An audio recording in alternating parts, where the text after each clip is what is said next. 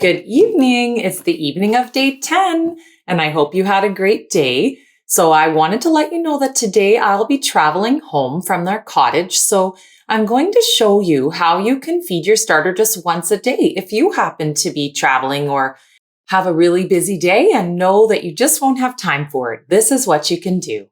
But before we do that, let's go ahead and take a close look at Bob.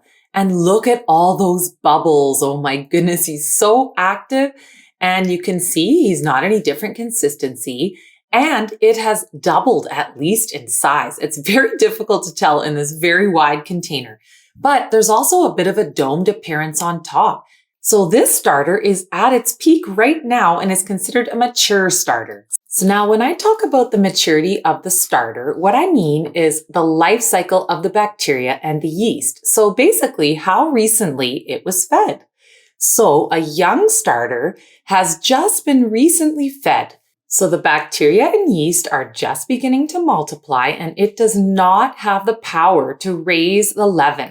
The yeast are still producing carbon dioxide and will continue to do so. So the young starter is before its peak of activity and it needs some time before it would be ready to make a leaven. You can tell it's a young starter because it hasn't quite risen very much yet.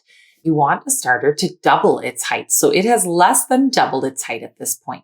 There'll be some bubbles on top, but not a lot, and they won't be any big bubbles, and you won't see any lift in the bubbles in the top as well.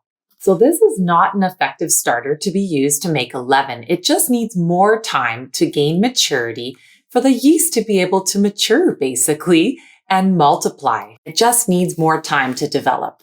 A mature starter is a starter that's at its peak activity.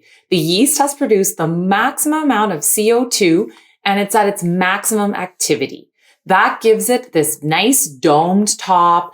There's valleys and peaks that are a little inflated. It's risen at least 30% of its height, sometimes even doubled.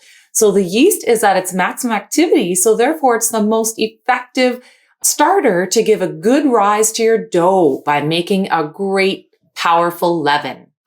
And just like we've talked about already, the old starter is the starter on the left here. This is the one that has already reached its peak and fallen down. It has made a mark on the side of the container, and it has a lot of hooch built up potentially.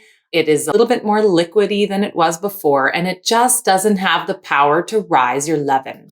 So we aim for a mature starter in order to make our leaven. This way it has the most power we can possibly get. So now time to feed our starter. And since I'm going to be traveling, I'm going to feed it basically a double feed tonight. It's good without a feed for 24 hours. So I'm going to mix it and then discard all but 30 grams, same as usual. Then I'm going to feed the same 30 grams of starter, double the amount of food. So I will feed it 100 grams of flour and 100 grams of water. So in a ratio of 3 to 10 to 10, starter to water to flour. But remember, it's not so important the exact amount of water. It's the most important that you get the right consistency. So be your own judge and use your intuition to decide. And please don't worry if you're a little bit confused about the young versus mature versus old starter.